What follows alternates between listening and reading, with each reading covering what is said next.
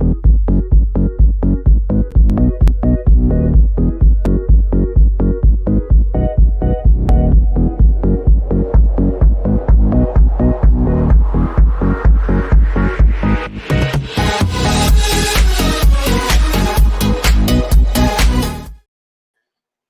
everybody. It is May 28th. That means it's Thursday.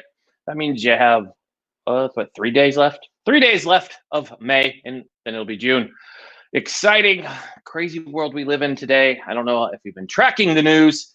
It's been nuts. We had our second night of riots and protests in Minneapolis, Minnesota, based off the murder of George Floyd by four Minneapolis Police Department officers.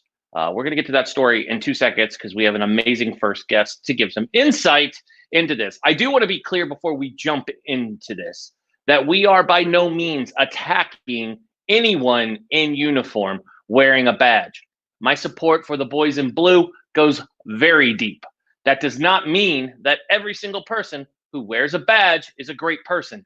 Just like not every person who swears an oath to our country and joins our military is a great human being. Unfortunately, we can't weed out all the non-hackers that don't need to be there. And unfortunately, they do stupid crap that we unfortunately take in the face, and we got to go out and defend ourselves. So this has happened to almost every branch of the military. We've got turds that are out there, and we've got to speak up about it. So again, I just want a precursor before we jump into this topic that we are by no means disrespecting any of you who back the badge or wear the badge on a daily basis and keeping our cities and cities and states safe. Now, before we jump into this, I do want to make sure that we're also talking about the other issue that is out there. There's an executive order, which actually means jack squat, but the president is planning on signing an executive order controlling what social media can and can't do. So I just want to let everybody know that unless you like living in China, Russia, North Korea, or any other crappy ass hole in the wall country that if you threw a Whopper over the fence, everybody would be excited, we don't need what we say regulated. Also, if you're saying fake crap, you should be called on it, and it doesn't matter who you are. We all put our pants on the same way. So I don't care what side of the aisle you vote on, just make sure that you're guaranteed that if people aren't able to go on social media and disseminate fake crap.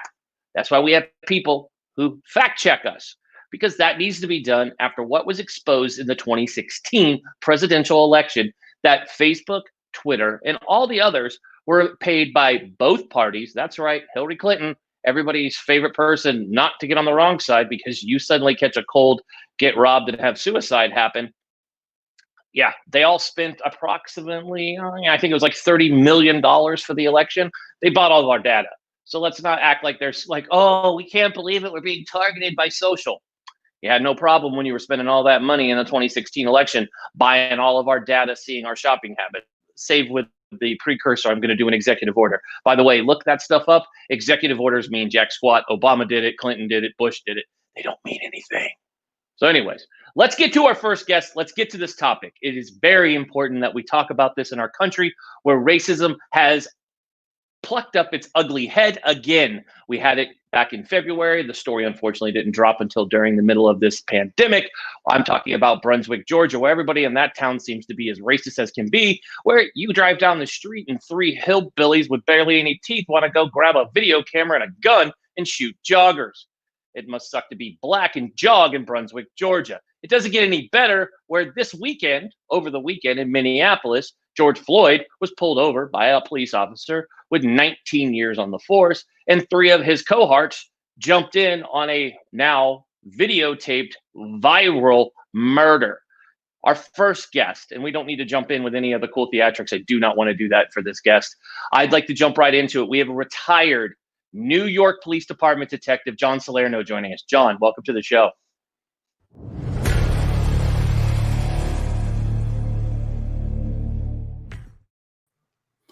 Hey, John, how you doing, bud? Hey, how you doing, Eric? Thank you again for having me on the show. This is a heated topic for me, my friend, and I know for you too. I read your post yesterday. That's why I immediately wanted to get you on the show. We see eye to eye on this. I know we see eye to eye on several cases where the police are brought in and smashed by these organizations that are out there. And as I led in with the show, we are no means backing our good men and women who wear the badge on an everyday basis and keep us safe. We're talking about the turds that end up in these videos that are scumbags that are not supposed to wear the badge, and they somehow make it through a pretty rigorous testing. I think that's a whole nother subject. We need to figure out how we can psyche eval these folks better, because I know, I'm trying not to be a smartass in this, but I don't know about you, because you're a little bit more senior than me, as we heard before with your salty hair from our Elvis. Going, right? The gray's going, but that just means that you have knowledge. That's the way I've always been taught. Gray means it's good. I'm trying to grow my hair out so you don't see the grays. That's my goal. But, we know the psyche eval where they go down and they ask you 3 hours of questions and you go through it. And to me, coming from the military, it was ridiculous. I don't know who wrote this, but everybody's obsessed with if you had sex with an animal, which I was like, dude, no, I'm not a freaking ISIS member. So I don't, have relations with goats. But, the psyche eval talks about using a firearm and how you handle these situations. And we're all trained through this, right? I mean, part of our training is dealing with code 3s, where we pulled folks out of the car at gunpoint, high risk situations. Same with issues when it comes to domestic violence response calls, right? We're heavily trained in this. To see this response with a man who is being restrained with a technique that you and I both know comes with the big asterisk over it, just like a chokehold, that it's very risky. So my question to you is, number one, what is your thoughts on this, number one? Because everybody's like, I don't know his Facebook post, Eric. So share your thoughts on the events that transpired in this video. Yeah, before I do that, I just want to comment on what you said about the psyche eval and coming into the police department. Yeah, those psyche evals could be flawed. They're really not, I guess, up to par. And they don't, you could lie on those and you could say whatever you want just to appease the person that's doing that. But what you got to look at here is the pretext to what happened to George Floyd. This officer had 12 complaints against him prior to this incident happening. 12 complaints that no action has ever been taken on. That's a problem in my book. All right. When you have, and they didn't release what the complaints were for. And believe me, police get complaints all the time for arrests and they're unsubstantiated and so forth. But after 12, I mean, I was on a job and I worked in a predominantly black neighborhood and I've arrested a lot of people. I was in narcotics. I was in organized crime. You know what? In my career, I've arrested probably over 500 people and I've never had a complaint. Never had a complaint. And they were violent felons, Here you had 12 complaints on an officer. Did not raise red flags to even have him still out on patrol. I mean, I don't know what this guy, I don't know him. I don't know this officer, this fired officer. I don't even want to call him an officer because I don't want to put him in the same book as all the good men and women out there. But shouldn't have something sparked somebody and said, hey, you know what? We have an issue with this officer. Let's take him in. Let's pull him back. We got to reevaluate him. Yeah, I mean, it's weird because they didn't do that. And what's more concerning to me is their response. You have 3 other officers in this video involved in this altercation, and no one is trying to do that. And now reports that right before we went on air, the EMTs that responded to scene, they have reported that Mr. Floyd, unfortunately, was deceased upon their arrival, and it looked like minimal to no first aid was rendered, which again goes against. And I'm a big oath guy, right? Obviously, I served our country. I swore that oath, and I still swear today. You are the same way as I am. We never forget where we come from. Our roots mean a lot to us. To me, what disgusts me more is these 3 sat there watching this scumbag do what he did, and they did nothing. Yeah, you're just as guilty as the Yahoo who filmed the father and son duo who decided, hey, let's go kill a black guy jogging back in February. I just don't understand. And then you see the turmoil where people are like, well, we don't know the whole story. This isn't Ferguson or anywhere else where there's 2 sides to a story. This is one story with multiple camera angles and they all show the same thing. And anybody who's not speaking out against this, that doesn't get it. So what's your thoughts on that? I mean, how do we prevent this, number one?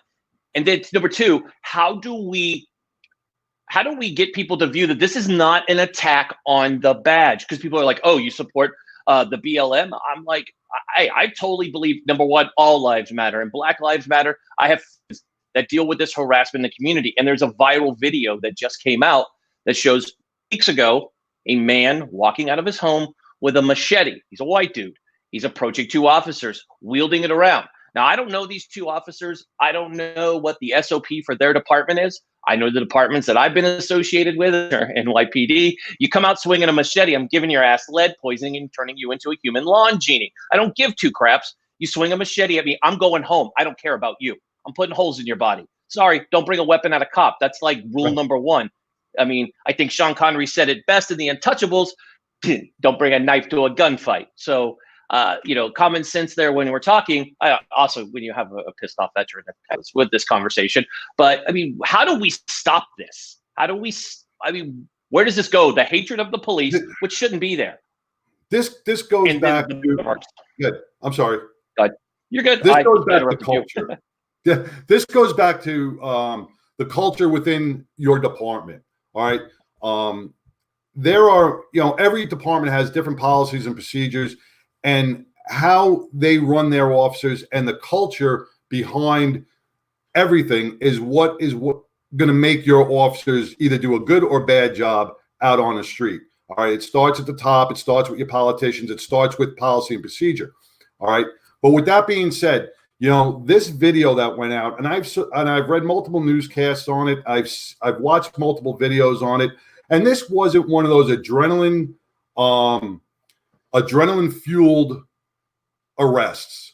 Okay, this was an arrest for forgery, and what I found out, and I don't know how true it is yet, that he passed a counterfeit bill, knowingly or unknowingly. I mean, it happens. You can get a counterfeit bill at the bank and pass it on. All right, this is a low-level crime that occurred, and when they show the multiple camera angles on what had transpired, Mr. Floyd was not resisting in no means, no way, no how. So the cops, and like I don't want to put myself in their mindset, but the cops should have had no reason to have him down on the ground. I don't know what they were doing. They were waiting for a sergeant for an arrest. I don't know. He should have been in the back of the car already. He should have been in a seated position. What transpired on the other side of the car, I have no idea yet. But whatever it was, he was cuffed. He was cuffed while he was up against the wall. Game over. Right there. Game over. You have 4 or 5 cops on the scene. If you cannot restrain a man, and you know what? Here's another thing.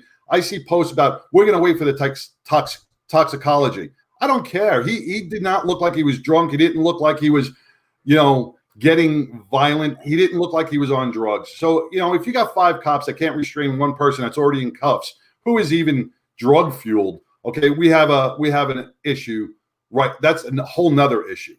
Okay, but here's point 2: the crowd. I've been in 2 riot situations in New York, and I know when the crowd starts coming at you, it's very scary. It's very intimidating. So you kind of lose your train of thought. Here was so different. Even the crowd was pleading with the officers to get off his neck and put him back in his car. You heard the female pleading. You heard a male pleading. Just pick him up and put him in the car. They weren't even denouncing the arrest. They were pleading to get off his neck. And this cop had his knee on his neck, hand in his pocket. So to me, that shows that he's putting a lot of weight. That officer has to weigh 180, 200 pounds. He's putting all his weight on Mr. Floyd's neck for whatever it was, 6 minutes. Okay. There is no policy and no procedure in any handbook or any academy class that says, while restraining a prisoner or restraining a criminal, place your knee on their neck.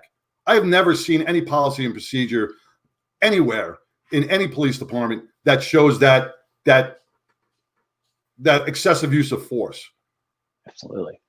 I mean, John, and real quick, you and I both know when you take somebody out of the car and you put them down on the prone and they're spread out on the ground, there's no need to get up on their neck like that. I mean, He was not resisting, not attempting to get away, especially with 3 other officers providing cover. He wasn't even I've tried to put myself in his mindset, like I've done in many other occasions, just to kind of give the benefit of the doubt, right? Just because that's our job. But when I watch video, I don't see any of it. Number one, he's got appropriate cover. If anything goes haywire, he's safe.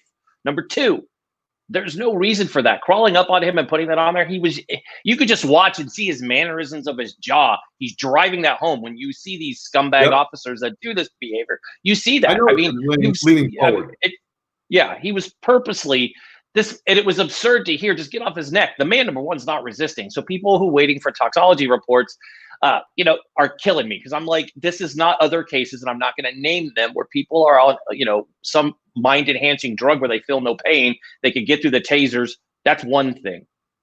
I mean, this to me is outlandish. It's not a firearm. The man, everything was followed to the protocol, but then it goes back. It's this one guy. And I think that's the biggest issue. And I'm looking at a comment here from Brian Wilburn, sorry, Brian, if I said your name incorrectly.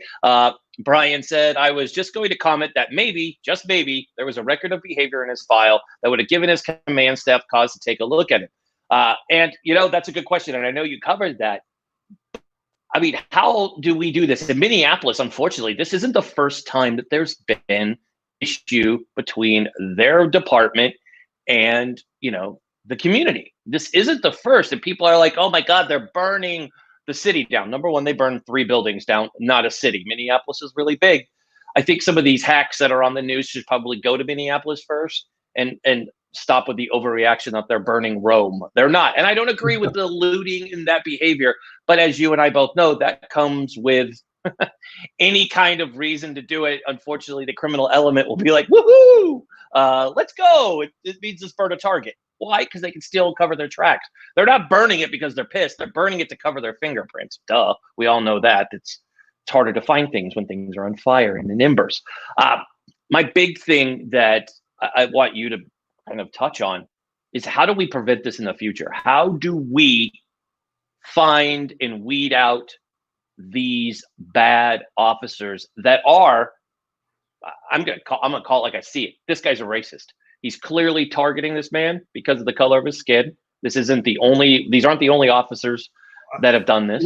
Let me just stop you real quick on that. Okay. Because I do have mixed feelings on this as well. All right. This very well could have been a racist issue. I don't know the cop I don't know what his mindset was. I don't know if he is a racist. So I can't comment on that, because, what if this guy was white, would he do the same thing? If he was black, would he do the same thing? You'd have to look into his past history. And if he has a continuous assault on people in the black community, yeah, then he's a racist. I'll full blown on that. But, if he could just be, one of those guys, bully with a badge, who thinks that you put a badge on him and he's free to reign and do whatever he wants on the community at large. So I don't know what the pretext. It could have been racism, but I don't want to comment on that. It sure looks like it, but I can't say that with a definitive without knowing the person. Does that make sense? Yeah, I completely agree with you when it comes to that. I mean, I just get fired up. I see these guys. This behavior is completely just.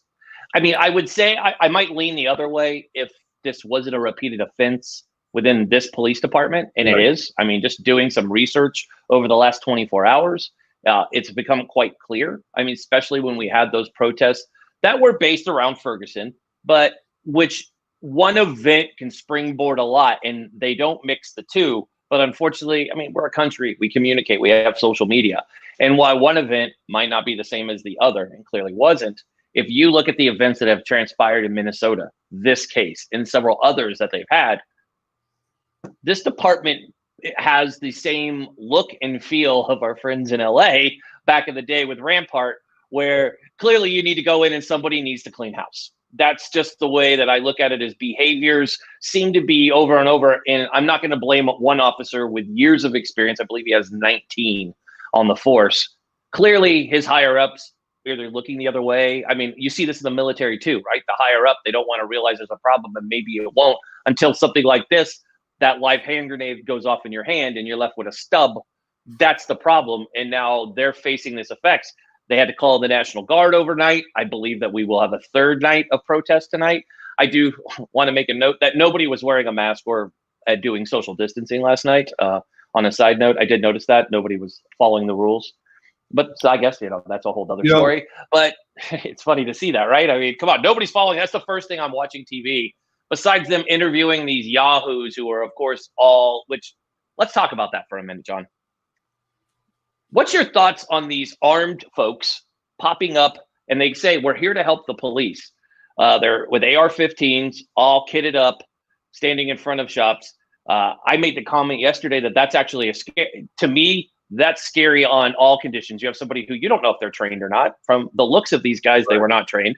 I mean, just because you throw a grunt style shirt on does not mean that you were in the military. I mean, half the people who wear those shirts are 3% and have never been in the military, and they just like to dress up like we do. They have no law enforcement. So yeah, you know how to fire an AR-15, but so now you have the power to take someone's life. So you're no good. You know better than the next guy. So what's your thoughts on that? Here's another thing. Yeah, I don't believe in that. I don't believe you're protecting material things. You're protecting a building. You're protecting, a TV in Target or whatever they're trying to protect with their weapons. And I don't believe in that. I don't believe armed civilians should go and protect the store. Just, you have insurance. Your insurance is going to cover the store. Why lose another? Now we lost 2 lives over petty crimes. You know what I'm saying? We're not here in Texas. We're not arresting people who steal anything under $700, right? So why this person lost their life over a material item that is insured. So no, I don't believe armed militia should go out and protect stores from the looting. The looting aspect, I don't agree with it. But when you look at like the riots and everything else that are happening, you could see the anger in a lot of these people's faces, and they're frustrated. So that just shows that this community has probably dealt with a lot of injustices over the last, how many years with the police department. And when we go back to culture and changing the culture, here's another aspect of it. Immediately after, I think it was the day after, the police chief had fired all 4 officers. Okay. But you know what? That's not enough. That's really not enough. Those officers, if this was anybody else, if there was a video of somebody else kneeling on someone's neck, right, as an assault, and then that guy that man died, right, they would be charged with murder. They would be immediately taken into custody and read their rights. Here, we fired them. That angered the community because they weren't taken into custody. No cop is above the law. And when you're using excessive force and you do what this cop did, which was, everybody could see it on the video. Okay. There's really no reason not to pull him into custody and, be transparent with the community. I think if they were to immediately place this officer in custody, I think you would have seen most of the community saying, all right, now justice is being served and that this cop is not above the law. Because, you look at it in a lot of the minority communities, all right, when a cop is bad and a cop takes action that he shouldn't be taking or he uses excessive force, there is not much. They're suspended without pay and it goes on and on and on. But if that was any other member of the community, police officers are held at a higher standard. They, being fired is one thing, but they want justice. So I think Absolutely. When you talk about changing the culture a little bit, if you hold the officers to the same accountability that you would hold any member of the community, right? That will make that officer think twice about what he's doing before he does it. That's just my personal opinion. But if that was anybody else, they would have been in cuffs in the back of the car from the scene. As for the officers that stood around and were in it, did not do anything, that also goes to the culture of however their department runs. Okay, because I've been on a lot of incidents where I have seen excessive force being used, and because of an adrenaline fueled event, and you have to pull that officer off, or you have to stop, and it usually is maybe 1 or 2 punches. This was 6 minutes of watching this Mr. Floyd lose his breath, and not one of those officers stepped up. They are all as culpable as the man who was sitting on his neck. Absolutely. John, I wish we could talk longer on this. We could both talk. We could talk for a long, long time on this topic. We will bring you back as this case unfolds. If you don't mind coming back, I'd love to have you back on. Awesome. Because as this case goes, I'd love to have you on. I consider you an expert in this. You worked for the finest police force in the country. No problem, my friend. I want to thank you for everything that you've done for law enforcement. Thank you for coming on. It's nice to see someone wearing the badge come on and speak out on this matter. A lot of people are cowering behind their TVs and keyboards and giving their 2 cents. It's good to see somebody who actually knows. You got to stand up. In order, let me just close with this. In order for us to change the culture, we need officers to stand up and say what's right and what's wrong. Okay, we can't hide behind the badge. We can't hide behind the blue line of silence. When we see something wrong, okay, we have to address it, or it's going to have a ripple effect from California to New York. We all have to stand up and address the wrongs in the communities. And until we do that, then the things are going to be status quo, and we're going to keep having these incidents over and over and over again. Because this hurts. This hurts 99% of the good officers that are out there. They're going to feel the effects of this. For sure. I couldn't agree with you more on that. So again, John, thanks for joining us. We'll have you back. I'm sure we'll see you again next week. I don't think this case is going to go away anytime soon. So we'll talk to you really soon. Thank you, my friend, and stay safe. Have a great day, Eric. God bless. No problem. Thanks, bud. God bless.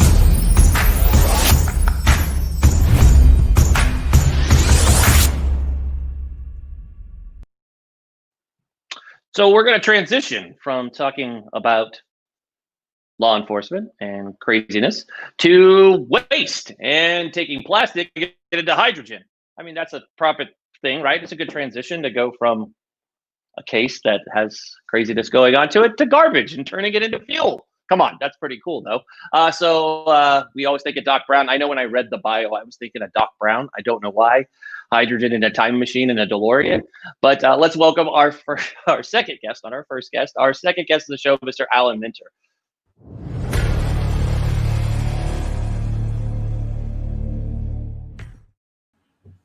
Alan, welcome to the show. Thank you very much, Eric.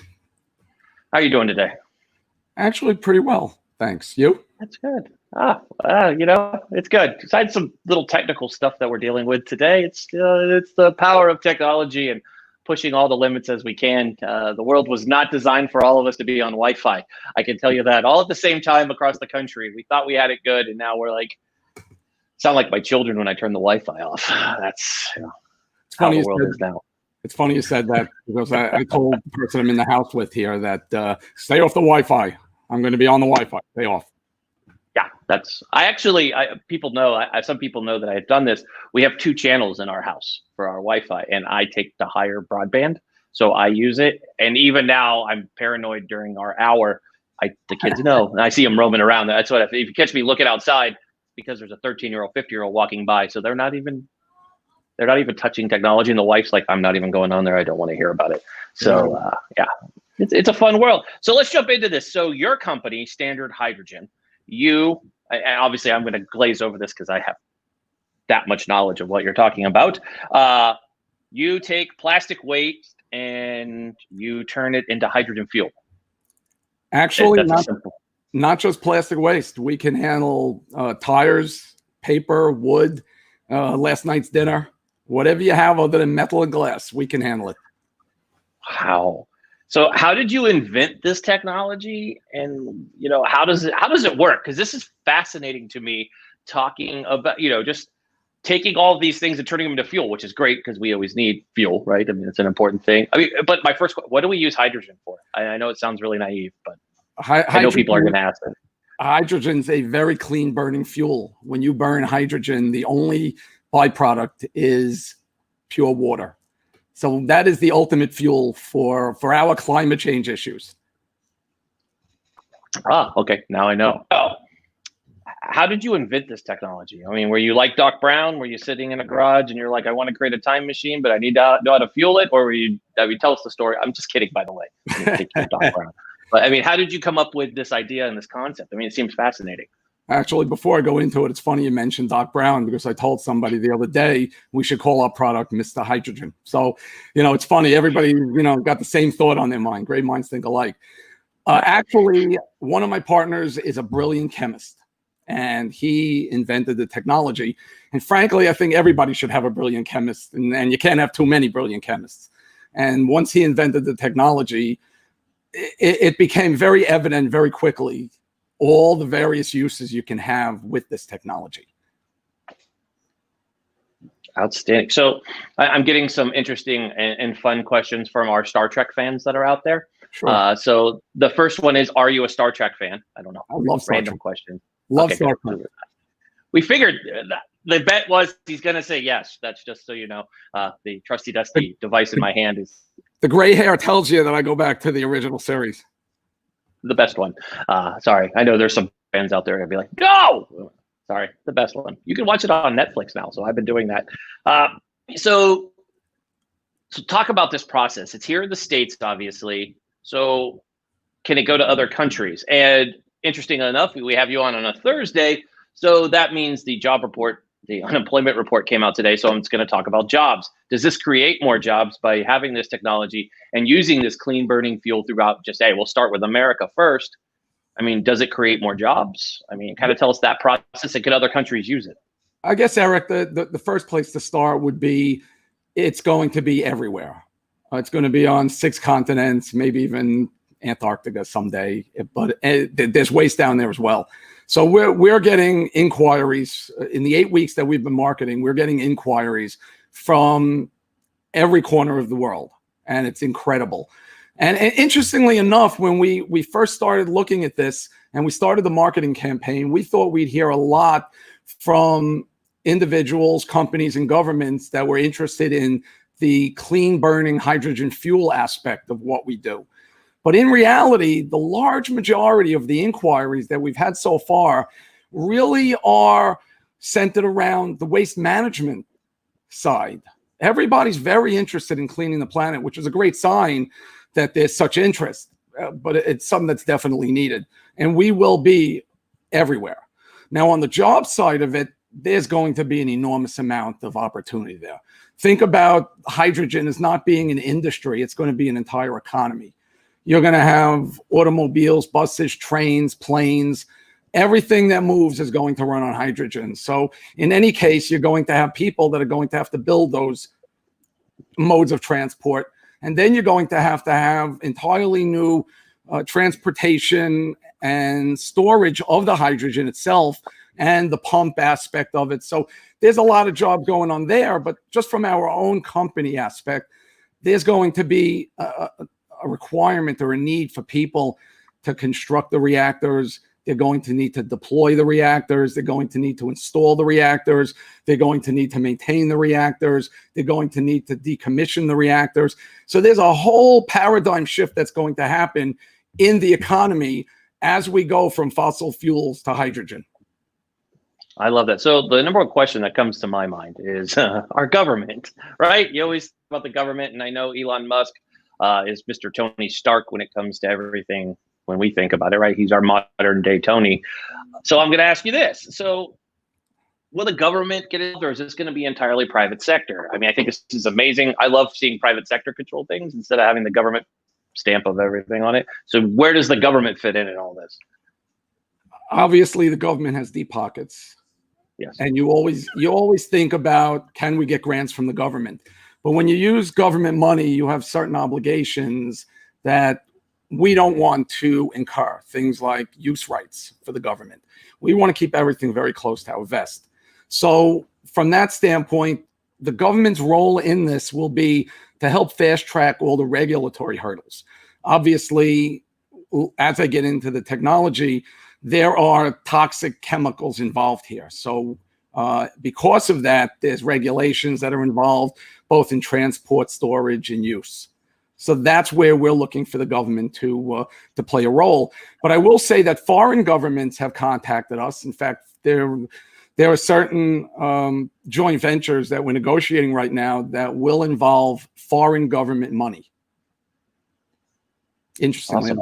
Yeah. Oh, that's pretty outstanding. So let me ask you this in closing. What, I mean, so it's a long question, so don't worry. It's not like we're kicking you off right now, but what do we need to know about this technology? A lot of people are going to be interested in this technology.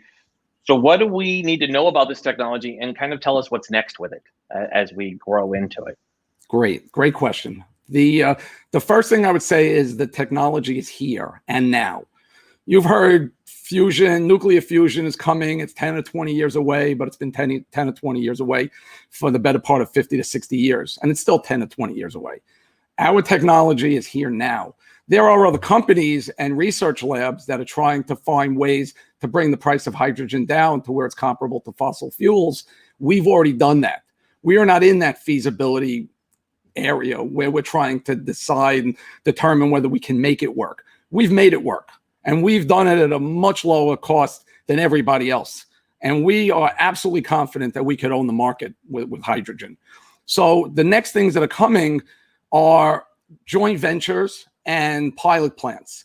And we're not talking about years, we're talking about months. Because the technology is here, all we need to do is now design and build the reactors that are going to deliver that service. We're not in the business of providing a product. We're not selling the reactors. We're not licensing them or leasing them to customers. We're providing a service. So if a government or a company or anybody who has waste to consume, or they have a desire or a need for hydrogen, they're going to call us, and we are going to come on site with our reactors. We will retain ownership, and therefore we will also maintain them on a full product life cycle. And once that life cycle ends, we'll be the ones to remove the reactor and replace them.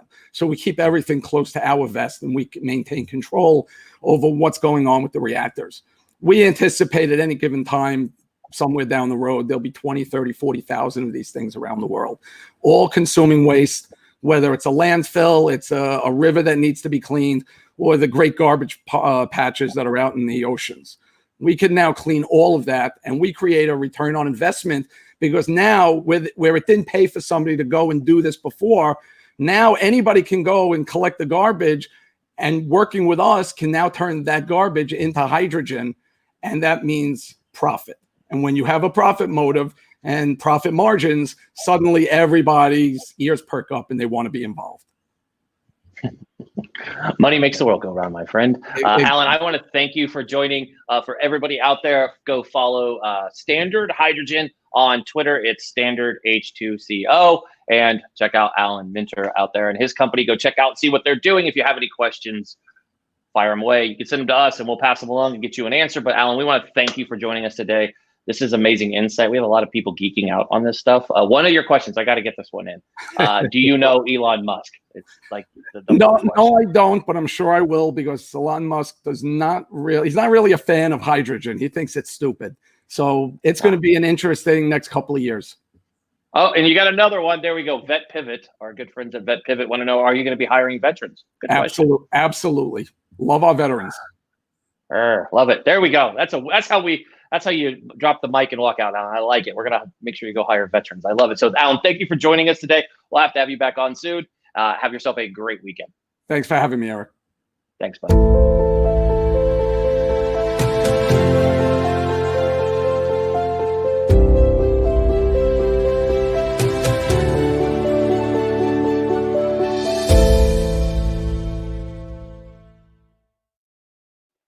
Excited for my next guest. There's a lot of things in the world I love, coffee being on the very tippy top of the list.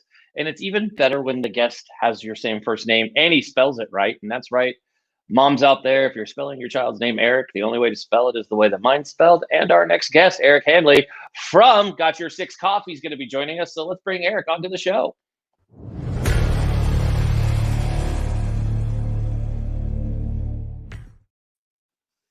Eric, how you doing, bud? I'm doing outstanding. Thanks for having me today. How are you? Oh, I'm doing pretty good, man. I've had a couple cups of coffee, so I'm doing pretty good. I don't have any complaints. I don't talk to anybody until I have it. I mean, I have mine here. I'm not going to turn around.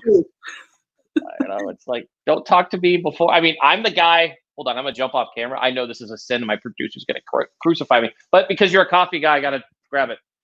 So, I'm back. Look at that. Woohoo! I just totally violated like 8 things in TV world, and I'll get lectured later. Right now, I'm getting like a text like, damn it, sit down. It's your show. So Chris, it's mine. My name is on it. I know, I'm right? Eric. I know who I am. Funny thing. So this Christmas, my baby brother, I love him dearly. He's been in New York for the entire quarantine. He gave me the coolest Christmas gift, and sorry to everybody else who gave me Christmas gifts. No offense, Mom. This awesome electronic coffee cup that keeps my coffee 135 degrees. I kid you not, you should go get this. It's the greatest invention ever. It's an app on your phone. You can put tea in it, and it says it's 130. It's great. There you go. You know you have a coffee problem when this is what you have for coffee. So anyways, sorry to plug a product that's neither one of ours, but Yeah. we love coffee. So, so let's talk about this. So you are a veteran, obviously. And what branch were you in again? I was a Navy reservist. A squid. Yeah. We're kind of we're related, as I'm a Marine in the Navy. So we won't pick on you for that. Absolutely. But hey, you guys are great Ubers. We love you guys for that. Just kidding, Navy people. I don't need the Navy. He makes fun of the Air Force and the Navy. No, I don't. Your watch is high, boys. Yeah, I'm like, I love my guy in the Air Force that I give a hard time to. Matt knows that. He knows I just like to give. How about in the Air Force, you have to get your chops busted just a little bit. My brother was Air Force, so it's all about it, right? Give it to him. We only make fun of them because we're envious. That's the reason why I make fun of them. I walked into their recruiting office and I was like, wait a minute. Oh, it's like you're not even in the military. This is great. Why didn't I go here? The food's good. Anyways, so you started a coffee company. Yes, sir. What got you into coffee? Craziness, actually. It was 2016. I moved to Springfield, Missouri, and just through life events, I found myself. When I resigned my commission, I went to work for the Coast Guard, and back 2012, 13, that's when sequestration was happening, and I was running IBCT product line for the Coast Guard Yard in Baltimore, doing ship repair, and thought I was going to lose my job. So at that point, I was freshly married, little one on the way, kind of proactively reached out to classmates of mine. I went to school at New Mexico Military Institute and then transferred to Maine Maritime Academy. And a couple phone calls later, I found myself with a job working for Transocean Offshore Oil, controlling power plants for the oil industry, and could live anywhere I wanted. So with knowing that I'd be doing 3 weeks on the rig, 3 weeks home, off, moved to Springfield, Missouri. And a couple years later, 3.5 years later, first year into it was awesome, just like I had planned. And downturn of the oil industry, spent the next 2.5 years watching large numbers of my coworkers getting laid off. I mean, to kind of give a little insight to that, when I hired on, there was Transocean had 98 drill rigs and ships, each having a crew 500 to 700 people. And when I got laid off in 2016, they were down to 28. So just wrong place, wrong time. I was actually on the sister rig to the Deepwater Horizon, Deepwater Nautilus. We were in shipyard.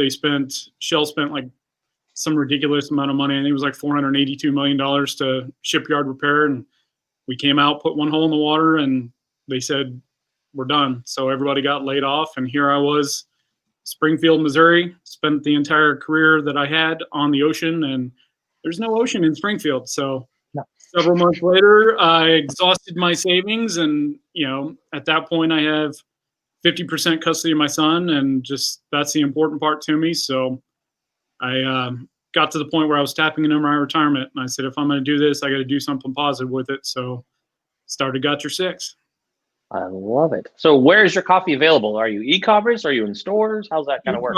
I've got some retail locations, wholesale. So it's gotyoursixcoffee.com is source. We're on all Instagram, all that kind of fun stuff. So you can make any purchase from there. But we've got retail locations across the U.S. and some wholesale. So if you're into coffee, you need some, just hit us up. We've got your back.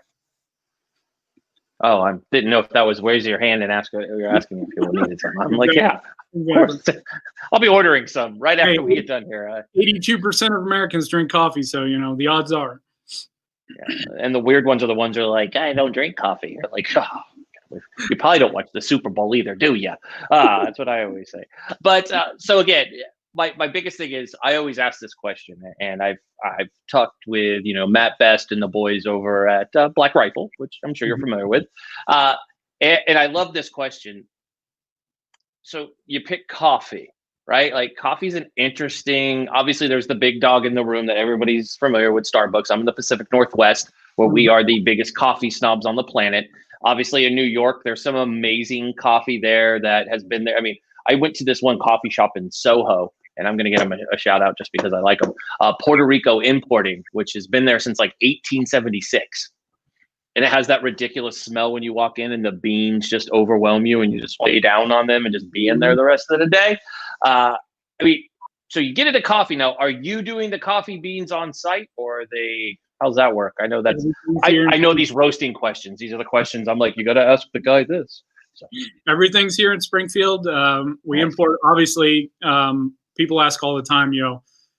Where do you get your coffee? A lot of people don't understand or know that coffee is sourced primarily from outside the U.S. There's only one place in the U.S. that actually grows coffee, and that's Hawaii. So everything else is imported and roasted here in Springfield and shipped out to everybody all over the U.S. I love it. Oh, by the way, you've been invited to be on. We have one segment by the folks over at Vet Pivot. They have a segment that they do, and you've already been asked to be on their show.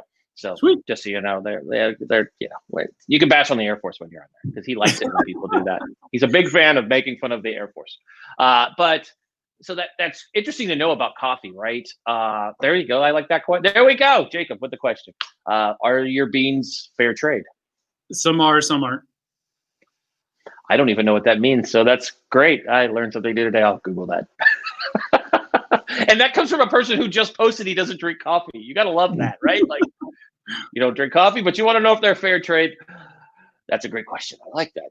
So what's next for you, man? Like, as you're growing, I mean, how's business been during coronavirus, right? There's more people at home, so more people drinking coffee. Has your business grown during this? We have. It's been an interesting couple of months with Corona, but it's allowed us to turn inward and focus on some stuff, give us kind of a little breather. And at the same token, like we do a lot of campaigns for stuff. And we just finished up a Coffee as Community campaign where individuals would purchase 4 bags and we'd give 2 bags. And we ended up, through the time of all this, we sent out 6,800 coffee units. Now that's cups of coffee to healthcare professionals all over the U.S. I mean, we had Michigan, California, Oregon, Missouri, just all over the place, just trying to use the power of coffee to do something positive for our community and country. Wow.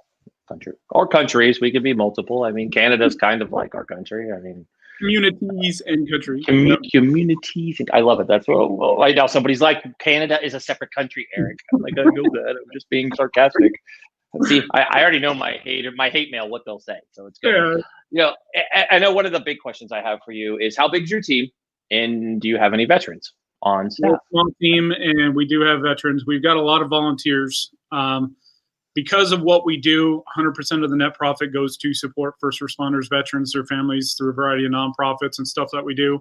So we do a lot because we give so much. We're trying to keep the overhead low, but our team is largely based on veterans and also first responders.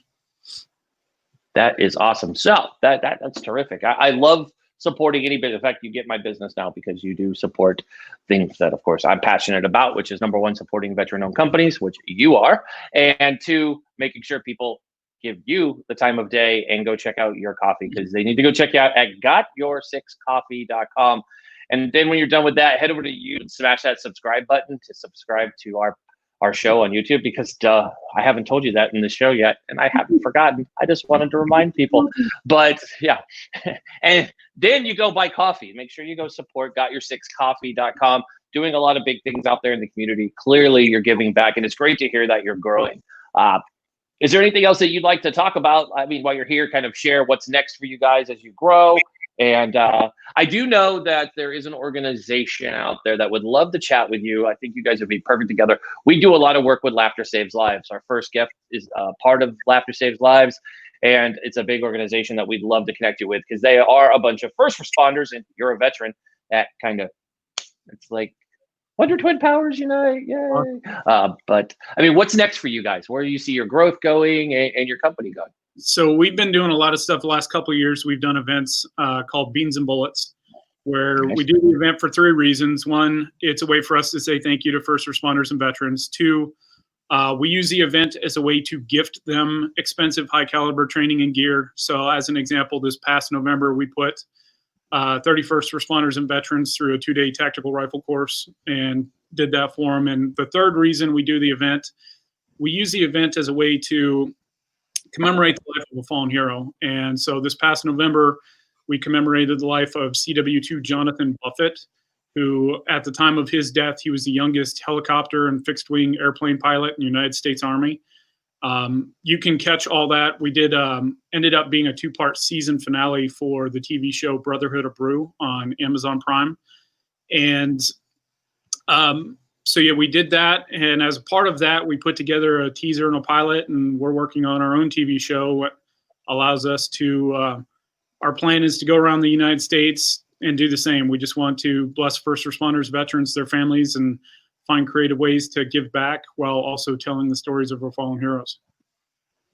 I absolutely love that. Let us know if there's anything that we can do to endure, and we'll have you back on the show definitely to showcase that. I want to thank you, Eric, for joining us. Make sure everybody you go out and you check out Got Your. I don't know why I completely froze up and tell you a completely different company that's not even coffee related. Weird. I don't know how that was going to happen. I need more coffee, clearly. Only 2 cups into me so far, and I need more. But go check out Eric at gotyoursixcoffee.com. Order your coffee today. You're giving back to veterans and first responders, helping a good cause, also helping a small business, which we talk about on this show all the time. Small business in America make the world go round. Don't support the big guy, support the little guy. You can have him a voice, and hey, you're not taking away. Trust me, Starbucks will be just fine without your business, and you can go support a veteran-owned company, and you'll feel better and you'll sleep well at night. Because yeah, you got to go support our guys that show up here on our show. So Eric, I want to thank you for coming on. You are welcome on anytime you ever want to come on here. We'll have you on anytime. We can always talk about coffee. I'm a fan. So appreciate coffee, that. So yeah, thanks, bud. And we'll see you soon. Have yourself a good weekend and stay safe. You too. Thanks, bud.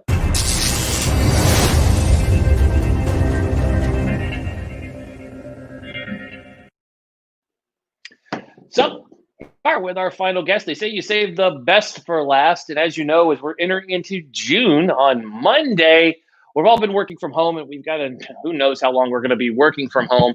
And with that comes a lot of security risks when it comes to our computers, as we're all logged on to Wi-Fi, jumping on, having to do these meetings. And we saw right when the lockdown or whatever you want to call it started, we saw Zoom was affected by this, where they had hackers. I know my kids had to deal with this on some of their calls, and protocol was changed. That is a whole kidding thing that I'm about ready to say.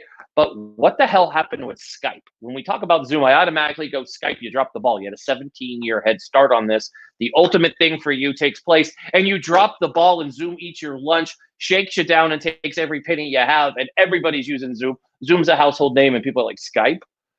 That's what we used to do.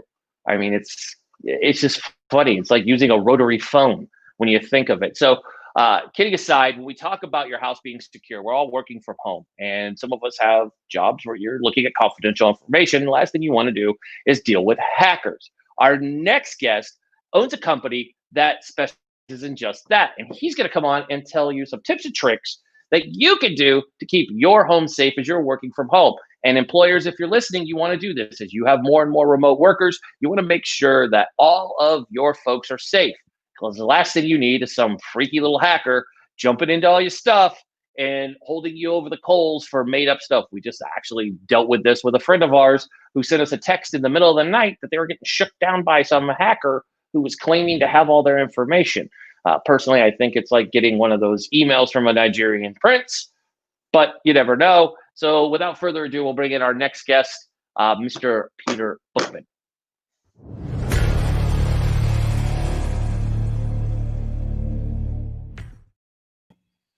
Peter, how are you doing today, my friend? So good. Great to be on your show. And also, I appreciate being able to play a different game than what's in your cup, since we're all Zooming and Skyping or what have you. And we can assume it's coffee as opposed to other things. Yeah, it's too early for me to put other things in my cup, just to be honest. I mean, I love me. You're in Utah, right? Are you in Utah? I am. Yeah, Utah. Yeah. Okay. My favorite bourbon in the world is made in Utah. So I'm far west. Far west is my go-to. Yeah. Although, unfortunately, in Salt Lake, they have the bottles there and they tease you with them, but you cannot buy them. Trust me, I've attempted every time. I'm like, they're like, look, dude, we see you almost monthly here. Stop asking. I'm like, you never know. You just keep asking. I'm like, I'm going to walk out with one of these things. And they don't, you can't buy it at the airport, but it's the best bourbon. If you haven't tried it, go try it.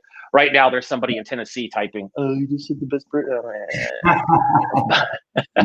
But it's great to have you on. I love what you're doing with your company.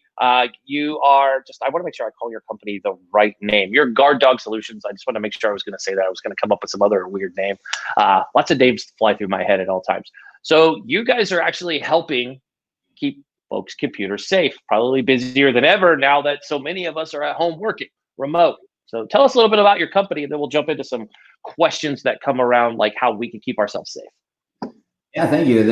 Basically, Guard Dog Solutions offers a solution that allows for any network, but Wi-Fi network, to be watched over by a virtual guard dog 24/7 that keeps you safe on that network. So regardless of all the exploits and things, and there's the flavor of the week always going on, Guard Dog Solutions, you can deploy in 5 minutes or less, and then it keeps you safe on your Wi-Fi, basically. So you can see what's going on, but also it will basically keep the bad guys away by being a virtual guard dog, barking or biting as necessary. I love it. So let me ask you this, and this is a big question a lot of people are asking, is how do the hackers get into our home connections? I can understand big companies. I've worked for several really big companies, and hacking was always an issue. Especially I worked for one of the biggest companies that Chinese hackers just love to steal our stuff and sell it on the black market. I work for Adobe. If you go look me up, I'm not making this up, but it was like, I never knew about how hacking worked even at home until I remember after they acquired our company, we sat in this meeting and they brought this really mean guy in who's the head of security. And he walked in, and I can imitate him very well because he scared me. And I'm not easy. After being in the Marine Corps, you usually don't intimidate. He walked in, he's like, just so you know, hackers will try to infiltrate your computer, steal our technology. And I'm like, why the hell are they going to steal from how are they going to do it at my house? Number one, they don't know right. So that leads me to the first question for you is, how do the hackers get into our home connections? Yeah, it's important to really look at that question, because it's kind of like, I like to talk about hacking is neither good nor bad, by the way. It just is, because all of our computers and all our situations, when you write code, you're effectively hacking. You're causing things to take place that are either intended or not intended.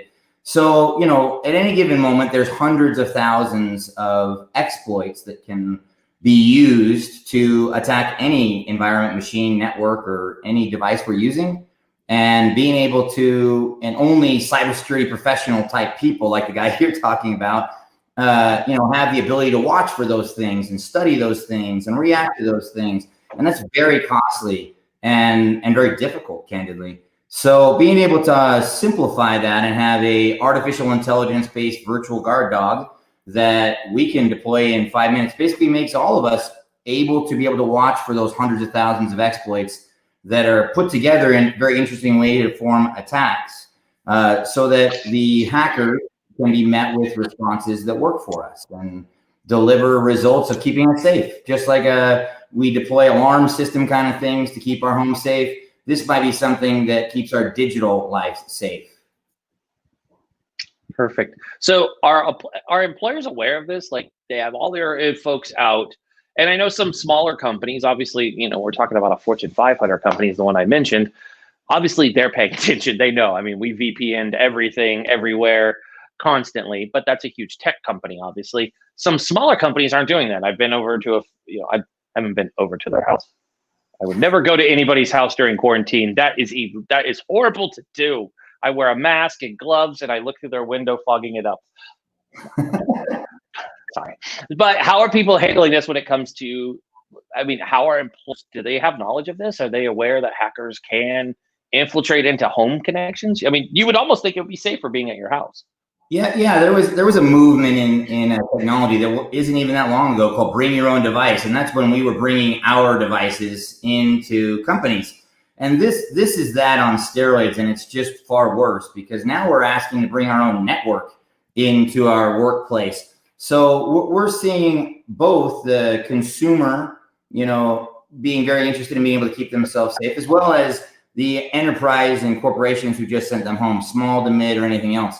It's worth noting that a virtual private network gives privacy, just like a wireless offers with WPA or WEP or just the key thing you plug in. But that doesn't avoid the vulnerabilities of the network, those exploits we're talking about. So corporations and consumer alike all benefit from this solution, but they want to look at it differently. I only need to look at my house, the devices, keeping my family, my kids safe. Whereas the corporation that was managing 2 networks before might now be managing 1,002 networks. And that is very overwhelming, especially when we never had to do that before. So, Peter, I was doing some research on this before you came on. And one of the things I came up with, I'm noticing, and I don't know a lot about VPN other than I was told to use it when I worked for all the corporations to work for. But I was reading about that a lot of businesses are using, and I want to call it advising VPN, because I guess there's a difference in VPN from that. They were like, hey, Eric, download VPN and use it. Like that's basically, the key to the computer and all that. But now I guess a lot of employers are talking about advising VPN. But isn't normal VPN enough for everyone, or is this another layer? Is this just more protection?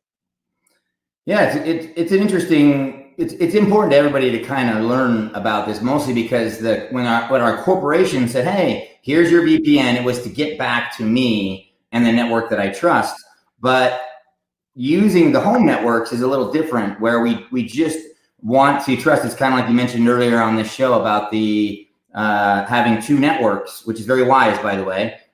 Great job of keeping my Disney Plus separate from my Zoom calls or from our interviews and what have you. But being able to recognize I have a different problem. There's a problem of giving a virtual private network a tunnel back to me. And then there's the one that says, well, actually, I just don't want Amazon or eBay or someone else being able to see the corporate stuff by simply being on the same network as what I'm on. And so combining those two is confusing, and it uses the same vernacular, but definitely getting it to be just giving you the privacy is half the equation. Then getting protection, like a virtual guard dog, is the second part, where my devices and the network itself can protect themselves. I like that. So that brings me to this one. As we're all starting to get freedom and able to leave our houses, obviously folks that are working remote and are going back to an office, they're going to return to coffee houses like our friend Eric, and they're going to want to drink coffee because we can't get enough of that.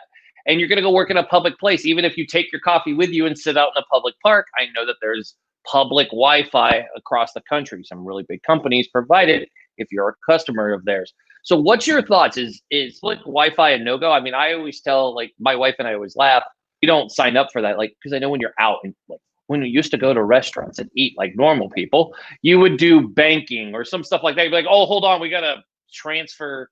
You'd have no problem going into your bank on your phone, but you would never go onto like the restaurant's Wi-Fi to go do that. I'm just, that's just believing in security. But I mean, what's your thoughts on public Wi-Fi? Is that just a plain, you don't need to be on it, like avoid it for security risk?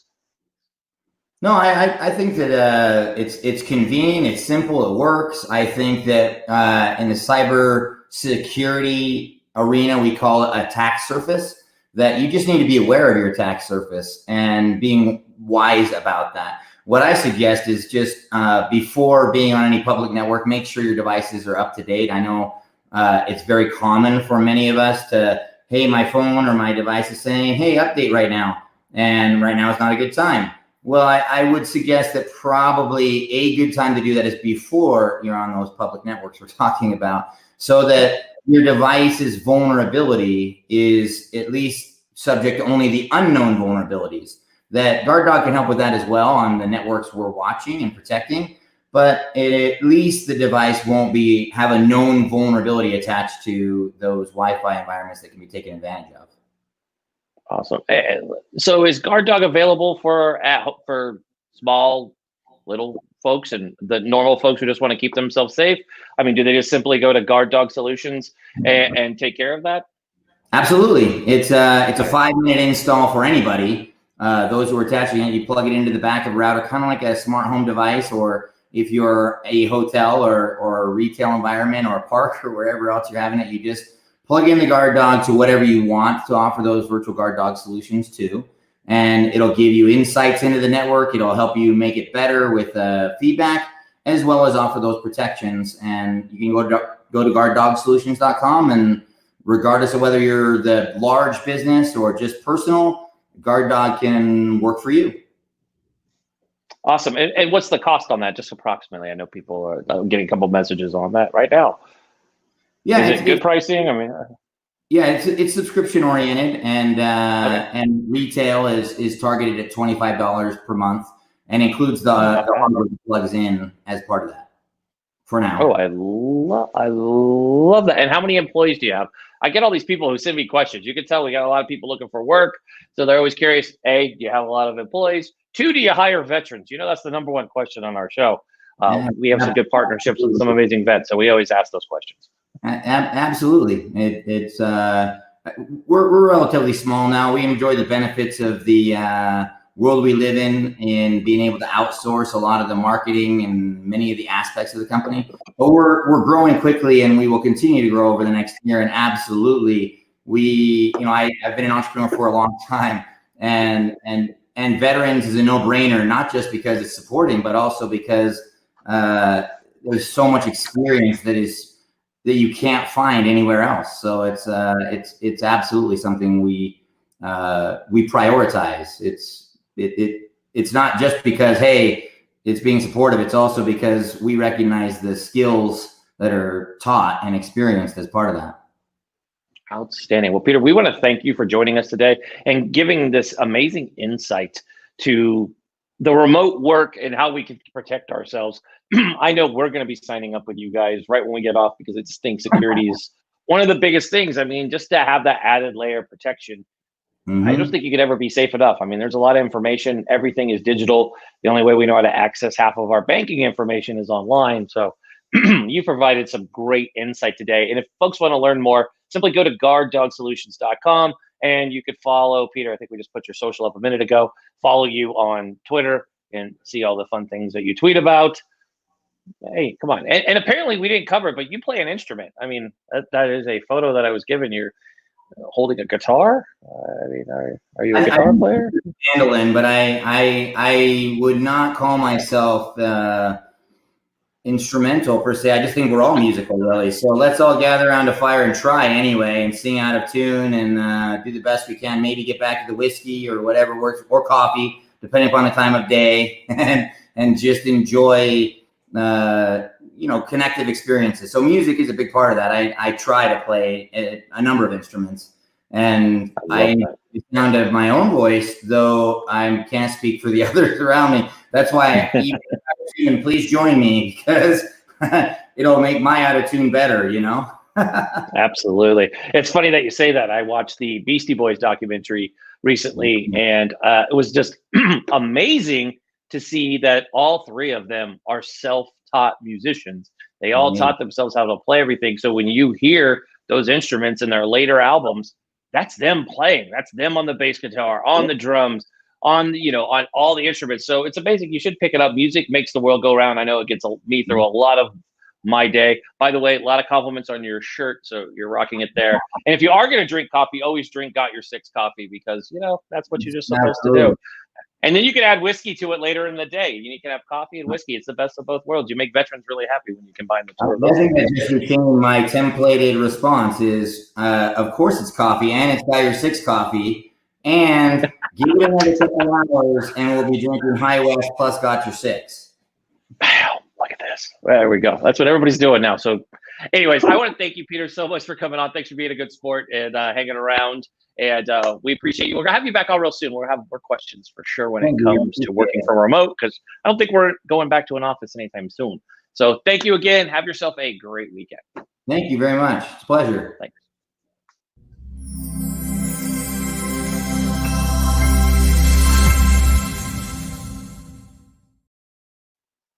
Awesome, everybody. Hopefully you all enjoyed today's show. I want to give a big shout out to Got Your Six Coffee, Peter Bookman, Alan Mintzer, and of course, our resident police officer, retired police officer and detective from NYPD, Mr. John Salerno. Hopefully you guys learned anything. If you have any questions for all four of our guests, I almost said three, showing that I don't know how to count, but any of the four guests, go ahead and leave them in the comments and we'll connect you with them as best we can.